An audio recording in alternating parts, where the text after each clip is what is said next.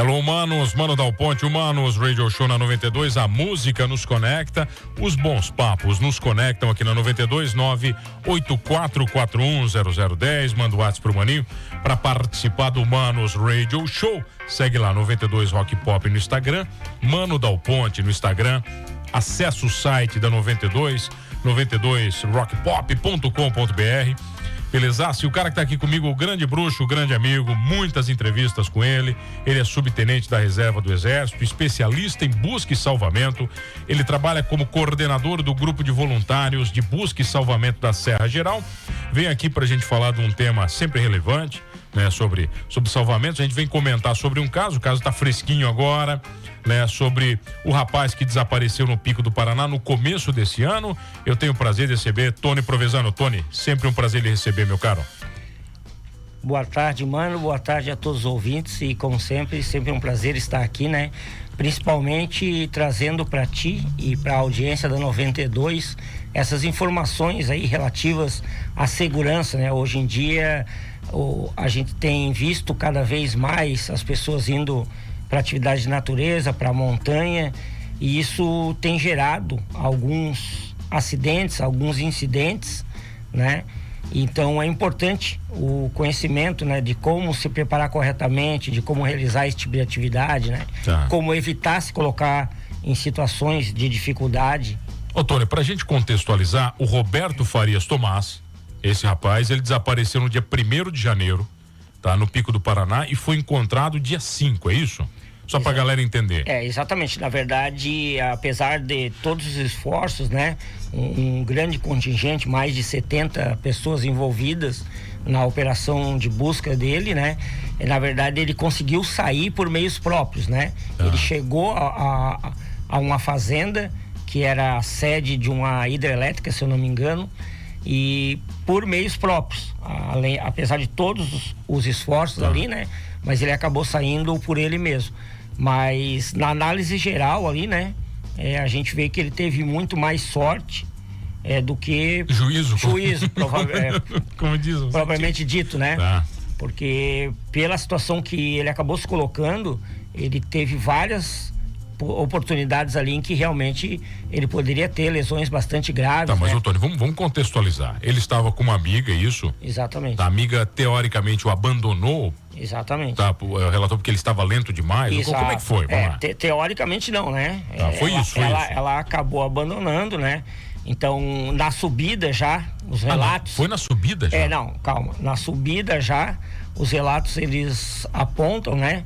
Que ele já começou a passar mal, ele teve algumas indisposições, alguns problemas físicos, né? De cansaço, estafa, desidratação, chegou a ter alguns episódios de vômito, né? E mesmo assim, eles decidiram continuar até o cume do Pico do Paraná, né? É uma trilha de alta dificuldade ou não? De bastante alta dificuldade. Eu tive a oportunidade de fazer essa trilha uma vez só, há 20 anos atrás, né? Acredito que a dificuldade do terreno não mudou, o que pode ter mudado ali, uma sinalização a mais, uma trilha um pouco mais bem demarcada, algumas áreas de acampamento mais estruturadas, mas a dificuldade é bastante grande, né? A gente considera isso aí no montanhismo aqui, para nós, na nível de Brasil, a gente o pico, é o ponto mais alto da região sul do Brasil, né? 1800 e... não vou me lembrar agora, 47, 77 metros, uma coisa mais ou menos assim, e bastante íngreme, né, a última parte. Então, realmente de alta dificuldade, exige um condicionamento físico, exige conhecimento técnico em algumas partes, né, que realmente aí os participantes ali, eles deixaram a desejar nessa preparação. Antes da gente falar do que aconteceu, tá aqui, ó, altitude do pico 1.877 e proeminência de 1142. O que é a proeminência? Porque é a diferença dele entre o nível do mar e o... Tá, teoricamente isso aqui indica a complexidade também. Exatamente. Pico muito alto? Exatamente, bastante alto, né? Principalmente a última parte dele, bastante alto, bastante íngreme. É uma aresta, né? Você anda praticamente aqui com o vazio dos dois lados. Tem pouca área ali, né? É bem estreito, vamos dizer assim, ó. A linha, a gente chama linha de cume, né? Linha de cumieira, ela é bastante estreita, bastante exposta. Eu tô vendo aqui, é bem fininho aqui. Exatamente. Perigoso. Perigoso. Tá, perigoso. Exige conhecimento, exige preparação técnica. Tá, né? Tony, mas vamos lá, antes de você falar do acidente, né? Primeira coisa, você tem que dar um alerta, porque o verão chega, aí tem muito esse papo de trilha, vamos fazer uma trilha bacana, vamos fazer uma trilha, e o pessoal se mete onde não deveria. Sem conhecimento nenhum, sem preparo nenhum, sem equipamento nenhum. Exatamente. Então, o conselho que eu dou, né, para as pessoas, a primeira coisa, se você não tem vivência, experiência nesse tipo de atividade, contrate um condutor. Ah, mas eu não quero contratar um condutor, não sou obrigado a contratar um condutor em determinadas áreas, né, em outras já são, mas então pelo menos procurem pessoas que têm experiência. Comece a aprender, comece a andar com quem já tem experiência, com quem você confia realmente, né? Não quem diz que tem, né? Mas quem realmente tem. Procure se informar no seu grupo de amigos, né? E vejam, né? E depois disso, faça um planejamento. Então, que dia nós vamos, quais vão ser as condições climáticas, que horário, né? Quanto tempo de luz do dia nós vamos ter. Isso também é importante. Tudo isso aí é importante. Aí sim, aí você vai para sua atividade, entre aspas, sua aventura, aí você vai tranquilo. O que acontece muito, e a gente vê isso até no mundo do montanhismo, né? Muita gente confunde, né? O termo aventura. Ah, não, aventura é eu ir sem rumo e ver o que vai acontecer. Não. Isso é idiotice. Isso aí... Não, eu posso falar, isso é idiotice. Isso aí é descaso, no mínimo, né? Cara. Então, na verdade, não. Você tem uma aventura, você tem toda a experiência, toda a vivência de uma aventura com planejamento. Por quê? O que o planejamento vai te dar? Vai te dar, no mínimo, a capacidade de você cumprir aquele objetivo com mais facilidade. Porque o simples fato de ir e no meio do caminho eu me perder, acabou.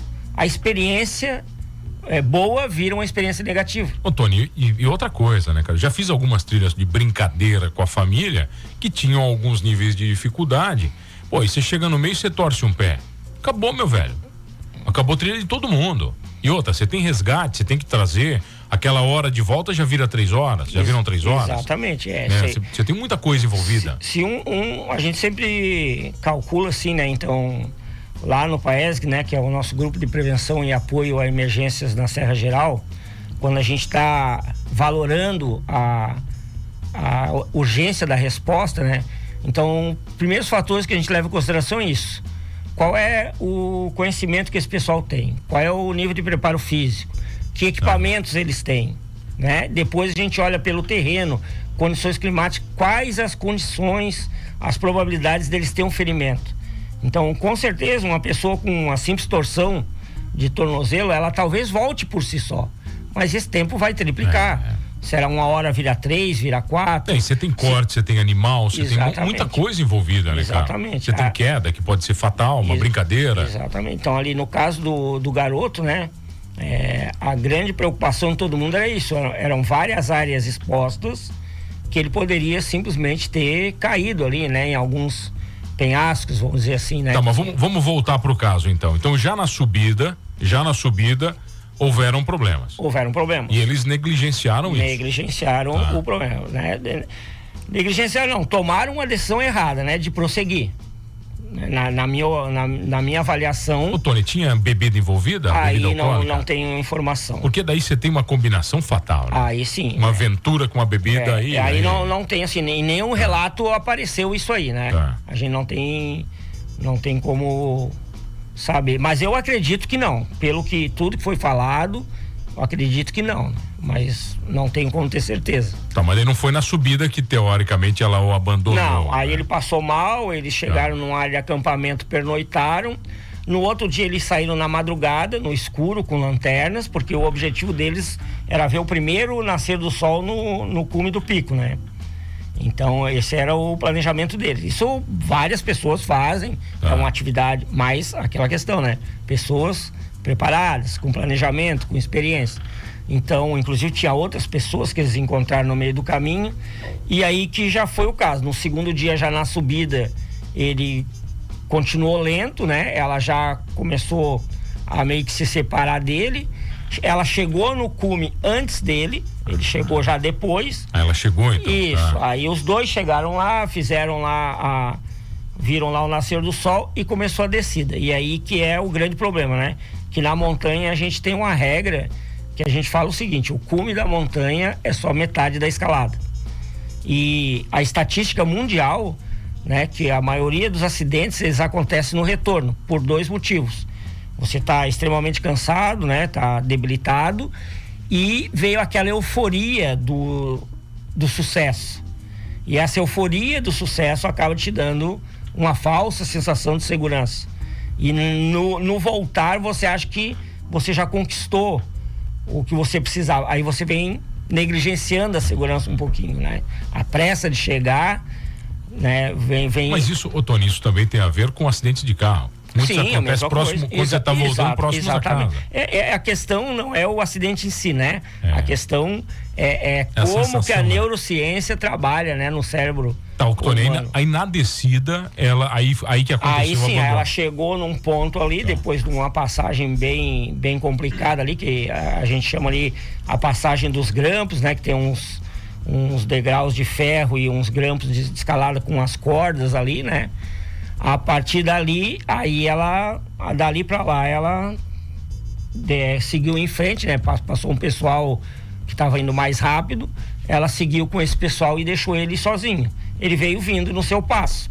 O que acontece, né? Nessa trilha, até quando eu estava aqui acompanhando e avaliando aí com o pessoal do Paesg, né? Tentando entender o que acontece, eu até comentei com o pessoal, ela tem uma bifurcação, né?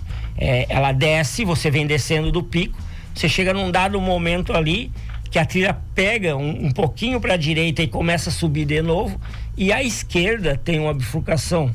Já tinha relatos ali de montanhistas do Paraná que eles tinham colocado umas fitas o pessoal não descer. Pro pessoal não descer. Só que no dia que ele passou, essas fitas não estavam mais lá. E ele acabou por intuição, como ele vinha sozinho, e ele passou à noite ele não viu o terreno. Quando ele chegou nessa bifurcação, ele entendeu: eu estou descendo, eu tenho que continuar descendo. Aí ele pegou essa bifurcaçãozinha à esquerda. Também você não pode julgá-lo, porque seria uma lógica que todos iam, tô descendo teoricamente por aqui. Exatamente, né? Então, mas porém aí existe o conhecimento, né? Inclusive apareceu em vários vídeos ali, a trilha ela tem fitas nas árvores que demarcam. Tá. Então, em alguns locais a gente costuma usar uma fita tipo isolante, colorida, né? Porque a fita ela fica ali, depois a árvore vai crescendo, ela se solta, não prejudica a árvore. Aí, com o tempo, a gente vai lá, faz a manutenção, coloca uma nova fita. E tinha ali, nessa bifurcação, tinha 3 fitas bem próximas ali que... Ele não viu, então? Não, ele não viu porque ele até nem sabia que existia essa marcação, né? Entendi. Então, é por isso que eu digo, a informação sobre a trilha, conhecer, perguntar para pessoas que já foram, fazer uma pesquisa no seu planejamento anterior é muito importante. Tony, eu acho que tem um fator também, você conhece melhor esse fator, é o fator do medo, o fator do risco, né? No mínimo ele já estava preocupado. Exato. Né? O tempo de resposta do cérebro dele mudou, ele já está cansado, às vezes machucado, quer dizer, o seu entendimento do ambiente vai mudando, ele não está preparado para isso. Esse aí que eu digo, esse é o problema. A gente tem, eu falo sempre o seguinte, né? A gente tem uma diferença entre experiência e vivência. Mas eu já fiz 100 trilhas. Tá, mas que trilha, que nível, o que aconteceu? Eu fui e voltei com o meu grupo e nada aconteceu. Você tem experiência.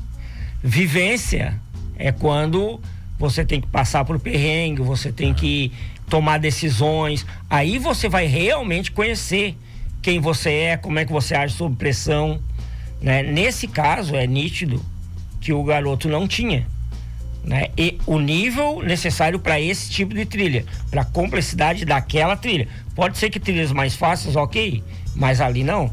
Então isso realmente, quando eu não tenho um planejamento, quando eu não tenho o plano A, o plano B, o plano C, né? O que acontece? As minhas tomadas de decisão, elas começam a ser aleatórias, né? Porque eu não tenho uma perspectiva, né? Então, a coisa vai acontecer meio que automático. Ô, Tony, no meio de tudo, o que aconteceu com o garoto, com os relatos dele, né? Vamos lá, o que você então, entendeu? Ele se desviou desse... Pegou esse caminho errado? Esse caminho errado ele dá numa cachoeira, tá? Ele dá uma cachoeira até bastante famosa, bastante falada, mas o problema é que a partir dessa cachoeira, ela começa uns lajeados de pedra. Então ele chegou lá num ponto que seria, vamos chamar assim, um último ponto seguro de aproximação dessa cachoeira, e por não conhecer, ele avançou.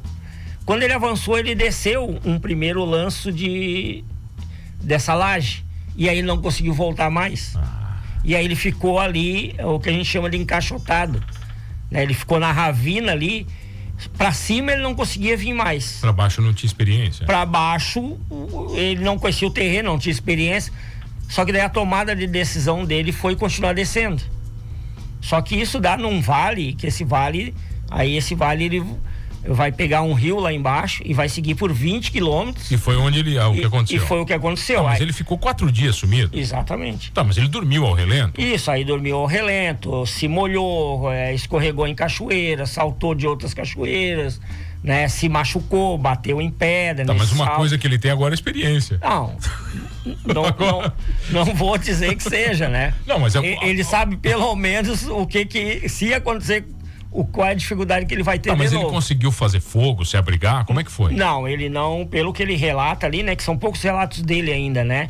Mas ele tomava água. Uma coisa assim que eu achei interessante que ele fez, como ele estava toda hora no leito do rio, ele tomou uma decisão interessante, aleatoriamente, mas interessante, porque ele não enchia a garrafa dele de água completamente. Ele só botava o necessário para um tempo, ele ia andando e ia tomando, com isso a garrafa ficava mais leve. Tá. Ele economizou energia nisso aí. Tá. Né? À noite ele conseguiu dormir, choveu, né? A partir do sábado ali chovia bastante, então ele conseguiu dormir, ele usava folhas das árvores, se cobria com folhas para criar uma camada ali, né?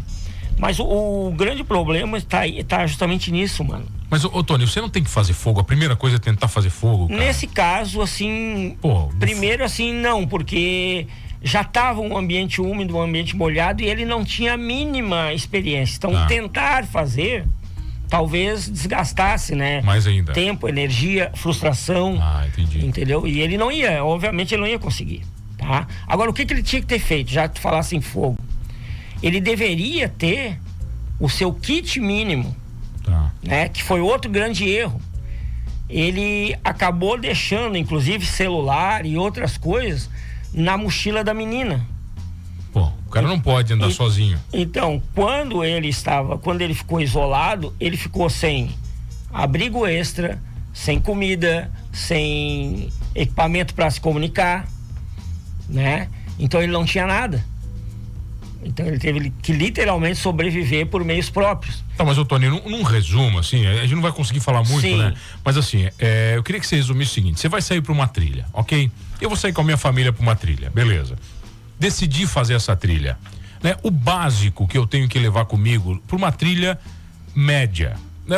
De alta complexidade eu já não era nem pra ir, né? Com família, mas vamos lá.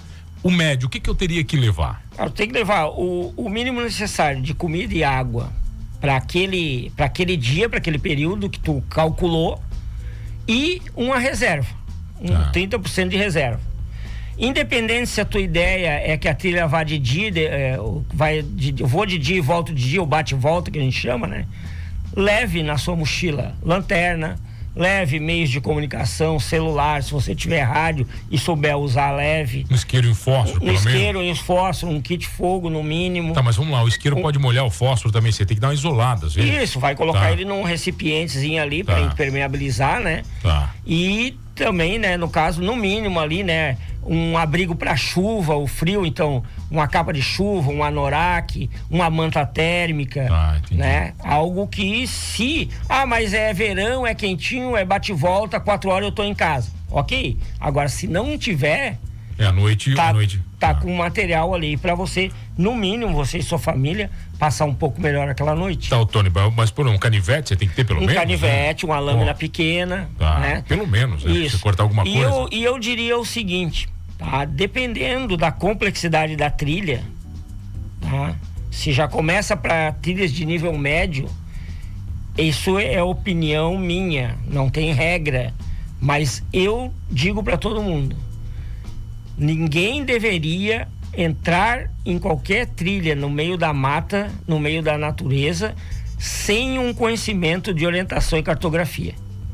No mínimo, o domínio do uso de uma bússola e portar uma bússola. Tá. Se não, GPS, carta topográfica, porque a tecnologia ela falha. Ah, mas eu tenho o meu aplicativo de trilhas que eu vou olhando aqui.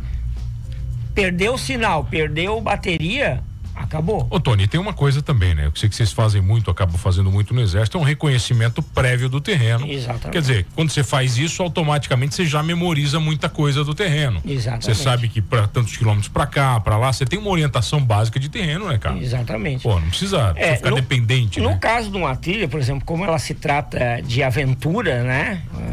Talvez nesse caso, é a primeira vez que a pessoa vai. Uma trilha dessa, o reconhecimento aconteceu nessa primeira vez.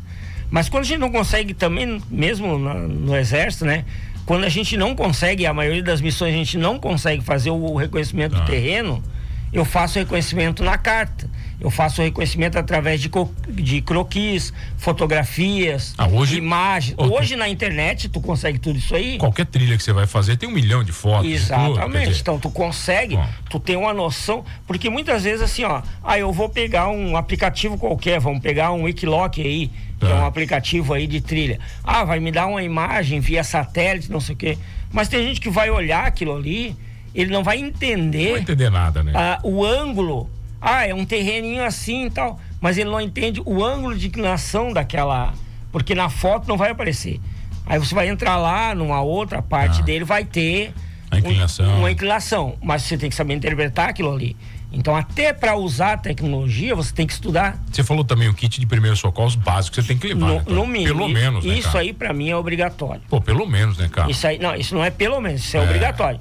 Um kit de primeiros socorros básico, um kit de sobrevivência básico, isso aí pra mim é obrigatório. Tá. Abrigo, roupa extra. Uma corda tem que levar pelo menos? Aí já começa a ficar mais... Vai depender do caso. Tá. Se você souber que a trilha tem um trecho que possa exigir, aí você leva uma cordinha, um cabo pequeno. Mas nem toda trilha precisa. Nós temos aqui uma trilha maravilhosa que é a trilha dos tropeiros aqui da Serra da Veneza, atrás da barragem do Rio São Bento. E você vai daqui até os campos de cima da serra sem precisar de corda tranquilamente. É que algumas trilhas são passeios, né?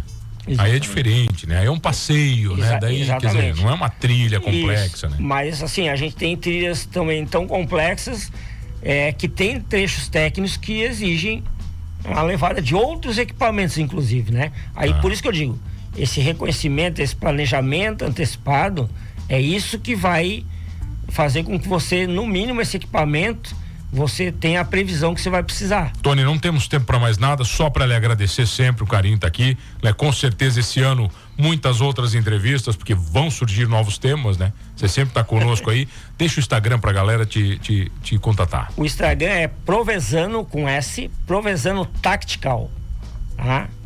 Beleza, Tony? Obrigado sempre pelo carinho. Muito obrigado a todos aí e uma excelente tarde. Valeu, Tony Provesano comigo aqui, grande bruxo, grande amigo, subtenente da Reserva do Exército, especialista em busca e salvamento, coordenador do grupo voluntário de busca e salvamento aqui na Serra Geral, comigo num papo bacana. E não esqueça, tome cuidado, né? Não se meta em aventura, né? Não faça isso. E não esqueça de uma coisa, nesse programa, com aventura ou não, com trilheiros ou não, somos todos humanos.